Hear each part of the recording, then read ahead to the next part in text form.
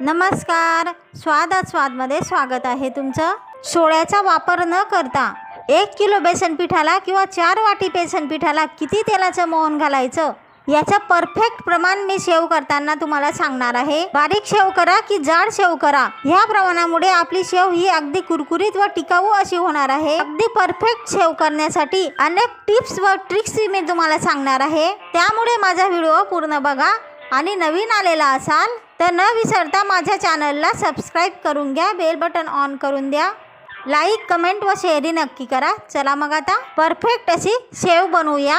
शेव करण्यासाठी आपण 1 किलो हे बेसन पीठ घेतलेलं आहे. ह्या पिठामध्ये गाठी वगैरे असतात, त्यामुळे याला गाळून घ्यायचं.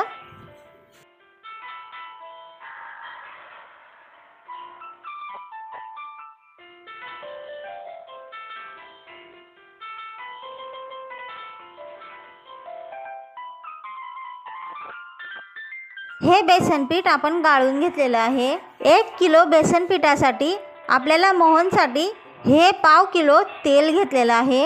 हे मोजून 1 किलो बेसन पीठ आहे. जर तुम्हाला वाट्यांवर घ्यायचं असेल ना बेसन पीठ, तर 4 वाट्या बेसन पीठ घ्या. तुम्हाला जे हवी असेल, तुमच्या घरात जी उपलब्ध असेल ती वाटी घ्यायची. 4 वाट्या बेसन पीठ ज्या वाटीने मोजणार त्याच वाटीने आपल्याला 1 वाटी तेल मोजून घ्यायचं आहे. मी सांगितलेल्या प्रमाणामध्ये बेसन पिठामध्ये तेल टाकून पीठ मळल्याने शेव हे अतिशय कुरकुरीत होतात. 1 किलो बेसन पिठासाठी हे 5 टेबलस्पून आपण ओवा घेतलेला आहे. मी जाड शेव करणार आहे. जर तुम्हाला बारीक शेव करायची असेल तर ह्या ओव्याची पावडर करून घ्या. तुम्हाला शेव ज्या प्रमाणात तिखट हवी असेल त्याप्रमाणे ही लाल मिरची पावडर घ्या. चवीनुसार हळद मीठ घ्या. आणि जर तुम्हाला शेवमध्ये हिंग पावडर वापरायची असेल तर तुम्ही वापरू शकता.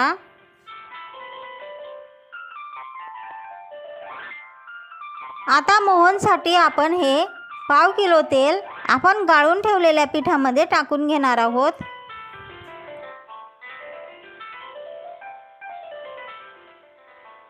ओव्याला आपण अशा प्रकारे कुस्करून टाकून घेणार आहोत. कुस्करल्यामुळे ओव्याचा छान स्वाद येतो.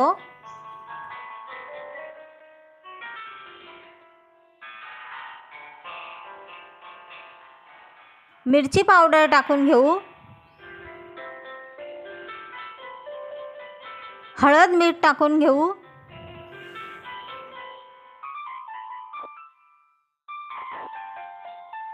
आता थोडं थोडं पाणी घालून आपल्याला हे पीठ भिजवून घ्यायचं आहे.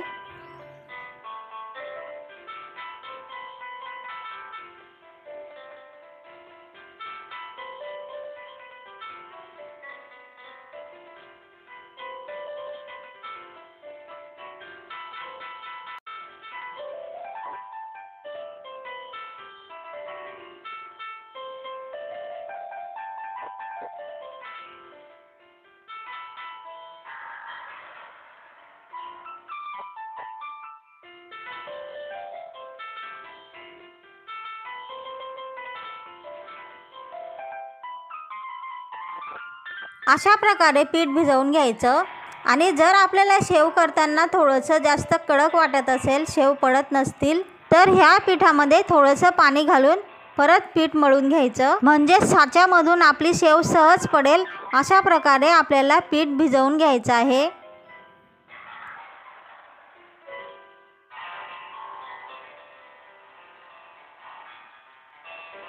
आपलं पीठ मळून तयार आहे. शेव करताना आपण कुरडया वगैरे करतो तोच साचा वापरता येऊ शकतो. मला जाड शेव करायची असल्यामुळे ही जाड जाळी मी लावून घेतलेली आहे. आता आपण ह्या साच्याला आतून सर्व बाजूंनी तेल लावून घेऊ.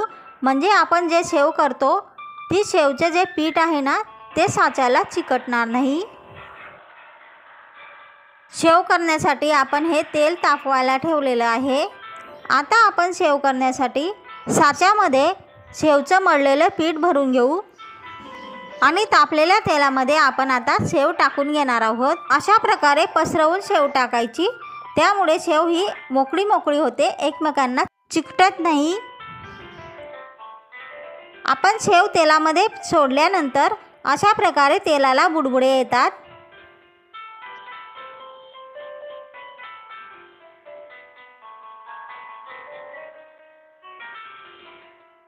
ह्या बुडबुड्यांचं प्रमाण कमी होत आलं म्हणजे आपल्याला समजायचं की शेव ही आपली झालेली आहे। त्यामुळे आपण आता ही उलट बाजू करून घेणार आहोत।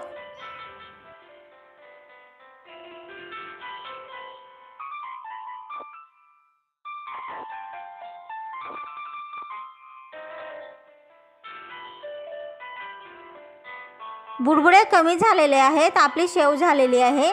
आता आपण या शेवला काढून घेणार आहोत तेलामधून।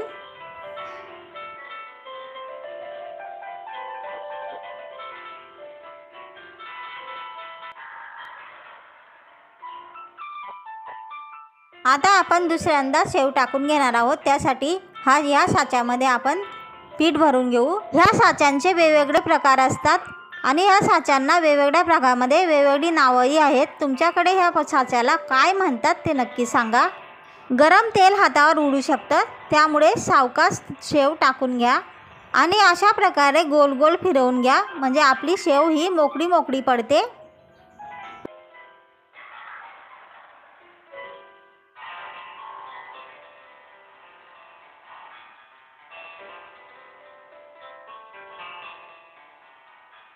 आपण जेव्हा शेव टाकतो ना त्यावेळेस खूप बुडबुडे असतात शेववर, पण जशी जशी शेव शिजत जाते त्या प्रमाणात हे बुडबुडे कमी कमी होत जातात आणि तेलावर आपल्या शेवचे बुडबुडे कमी कमी झाले म्हणजे आपल्याला समजायचं आहे की शेव ही तळली गेलेली आहे।